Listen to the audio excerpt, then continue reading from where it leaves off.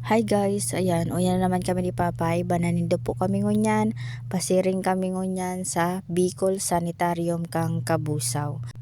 Igwa po kami ngunyan good news na natanggap hali tigdiyo sa ospital. Ang good news pong iyan, si Papa, orientation niya po ngunyan na aldaw. Kaya talagang nakakaugma po na si Papa, nagkaigwa na pong islat tigdiyo sa dialysis center kang ospital. And daimi na po kayo puhan magparabiyahe pa ning harayoon pasiring dait para lang si Papa ma-dialysis. Kaya sobrang thank you Lord sa bagay na iniyo. Dako lang tabang na po niyo sa muya. Daimi na kaipuhan magparabiyahe ning harayo. And gusto ko man po magpasalamat kay Doc Miranya. Aram ko siya ang nagparatabang kay Papa para magkaigwa ng islat sa dialysis center digdiyo sa ospital. Si Doc Miranya po kaya siya ang doktor man duman sa dait. And aram niya kung gura ano karayo ang binabiyahe mi para lang si Papa makapadialysis duman. Kaya sobrang salamat po sa imo Doc. Ayan, pag abot may po kayan digdi sa ospital, diretso po kami kayan tulo sa taas sa dialysis center para sa consultation ni Papa. Yan, dyan po tig-orient kami ka mga dapat gibuhon po pag si Papa nagda-dialysis na digdiyo sa ospital. And sabi sa moyakan si nurse na nag-orient dyan, halat-halaton may muna daa si Doc na ma-check up kay Papa talas 12 pa dato maabot kaya nagbaba na muna kami ni Papa para mag early lunch kami dyan. And nagbalon lang dyan si Papa, ako nagpakalang dyan yung pangutuhan ko. And syempre dahil diabetic kita, cheat days ta muna. Ayan, perang aldaw na akong perming may nilalakaw kay puan ko ning kusog kaya nag-cheat muna ako sa diet ko, taday ko talaga kaya na mayong maluto. And syempre daw nag-cheat ako sa diet ko, strict pa din ako sa pagkakaning sobrang mga makarbo. Nagkakakan man ako pero in moderation lang. And syempre, dawa araw ganayo ang kalagayan ko. Sobrang thankful pa din ako kay Lord.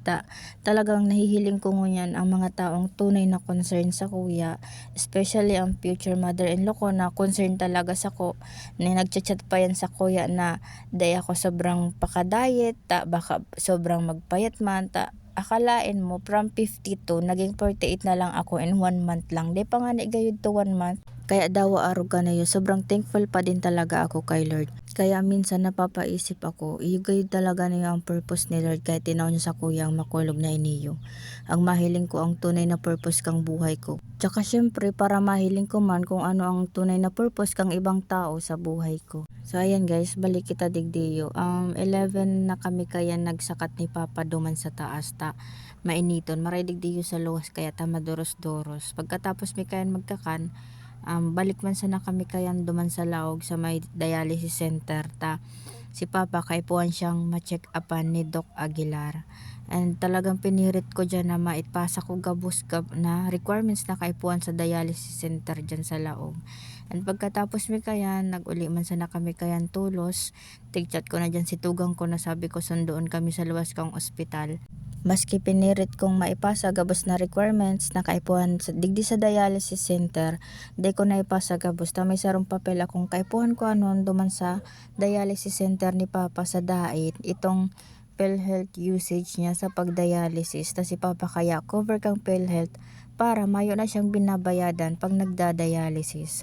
Then pagkatapos kayan, sabi ko kay Papa, digdi na lang kami mahalat sa luwas may palimpuyan. And maray digdi yung maduros-duros. And kang time na iyan madagom pa tapos nagkukusog talaga ang duros, garumauran. Sabi ko nga sa tugang ko magdali-dali nata. Baka abutan pa kami ning uran. Si Papa ang IJ cut niya day pwedeng mabasa. Kaya maray man nag-abot man tulos si tugang ko and naguli naman sana kami kayan tulos pagkaabot niya. And yun lamang yan ngunyan na aldaw. Maraming salamat po sa indo ka boss.